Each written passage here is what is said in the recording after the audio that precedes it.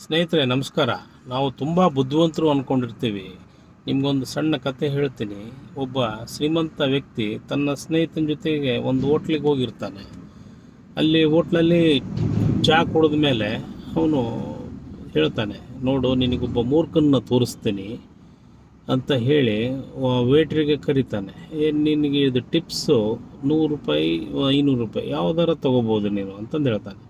ಆ ವೇಟ್ರು ₹100 ನೋಟ್ ಮಾತ್ರನೇ ತೊಗೊತಾನೆ. ಅವಾಗ ಅವನು ಸ್ನೇಹಿತ ಹೇಳ್ತಾನೆ, ನೋಡು ಇಂಥ ಮೂರ್ಖನ ಎಲ್ಲಾದರೂ ನೋಡಿದೀಯ ನೀನು ಅಂತಂದು ಹೇಳ್ತಾನೆ. ಸರಿ, ಅಲ್ಲಿಂದ ಅವ್ರು ಹೋಗ್ತಾರೆ. ಆನಂತರ ಇದನ್ನು ಗಮನಿಸ್ತಿದ್ದು ಪಕ್ಕದ ಟೇಬಲ್ನ ಒಬ್ಬನು ಬಂದು ಕೇಳ್ತಾನೆ, ನೀನು ಯಾಕೆ 100 ನೋಟ್ ಅಷ್ಟೇ ತೊಗೊಂಡೆ, 500 ನೋಟ್ ತೊಗೋಬೋದಾಗಿತ್ತಲ್ಲ. ಅವಾಗ ಅವನು ವೇಟ್ರ್ ಹೇಳ್ತಾನೆ, ನಾನೇನಾರು 500 ನೋಟ್ ತೊಗೊಂಡಿದ್ರೆ ಈಗ 3 ತಿಂಗಳಿಂದ ದಿನ ₹100 ಇದೇ ಥರ ಇಡ್ತಾ ಇದ್ದಾನೆ ಅವನು, ಅದು ನಿಂತು ಹೋಗ್ತಾ ಇತ್ತು, ಅದಕ್ಕೋಸ್ಕರ ₹100 ತೊಗೊತಾ ಇದ್ದಾನೆ.